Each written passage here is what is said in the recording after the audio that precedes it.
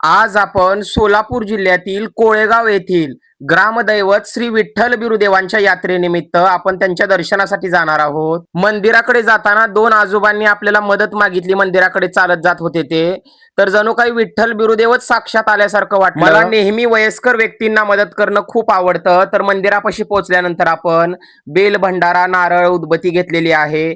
त्यानंतर आपण आता मंदिरामध्ये जाणार आहोत। तर हे विठ्ठल बिरुदेवांच्या मूर्त्या आहेत मंदिरावरच्या। तर आता आपण श्री विठ्ठल बिरुदेवांच्या मंदिरामध्ये प्रवेश करत आहोत। हे मंदिर मोहोळ सोलापूर या रस्त्यावर कोळेगाव म्हणून हायवेला गाव आहे, त्या गावामध्येच मंदिर आहे। हे गावचं ग्रामदैवत आहे। आज इथली यात्रा असल्यामुळे सर्व गावातील ग्रामस्थ येथे येऊन निवद नारळ करतात। मन आपण देखील श्री विठ्ठल बिरुदेवांची विधिवत पूजा करून घेतलेली आहे।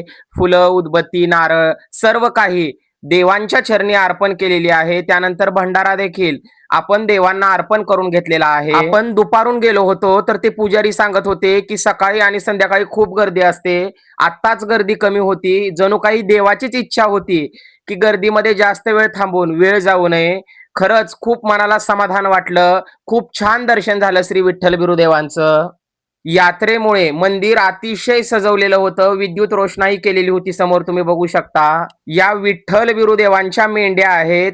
देवांची यात्रा चालू असल्यामुळे मंदिराच्या समोर मंडप टाकलेला आहे सावलीसाठी। दुपारची उन्हाची वेळ होती, तरी देखील बरेच भक्त मंदिरामध्ये निवद नारळ करण्यासाठी येत होते। पुजाऱ्यांनी असं सांगितलं की संध्याकाळी परज असतात, म्हणजे देवाची यात्रा निघते, तर खूप गर्दी असते मंदिरामध्ये। आता दुपार असल्यामुळे थोडी गर्दी कमी पडलेली आहे। त्यानंतर आपण मंदिराच्या सभोवताली सर्व देवी देवता आहेत, परिवार देवता, त्यांचं देखील आपण दर्शन घेतलेलं आहे।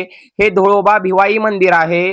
त्यानंतर आपण देवाचे जे काही मानकरी आहेत, पुजारी आहेत, हे परज खेळतात, तर यांचं देखील आपण श्रद्धेने विधिवत दर्शन घेतलेले आहे। त्यांनी देखील आपल्याला देवांचा भंडारा लावलेला आहे।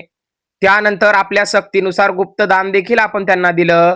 त्यानंतर हे दुसरे आजोबा देखील परज खेळणारेच आहेत, हे पण देवांचे मानकरी आहेत। मन त्यांनी देखील आपल्याला भंडारा लावला, खूप समाधान वाटलं। हे गावातले ग्रामस्थ तुम्ही बघू शकता, सर्वजण निवद नारळ करण्यासाठी श्री विठ्ठल बिरुदेवांकडे जात आहे। तर कशी वाटली आपली श्री विठ्ठल बिरुदेव यात्रा नक्की सांगा।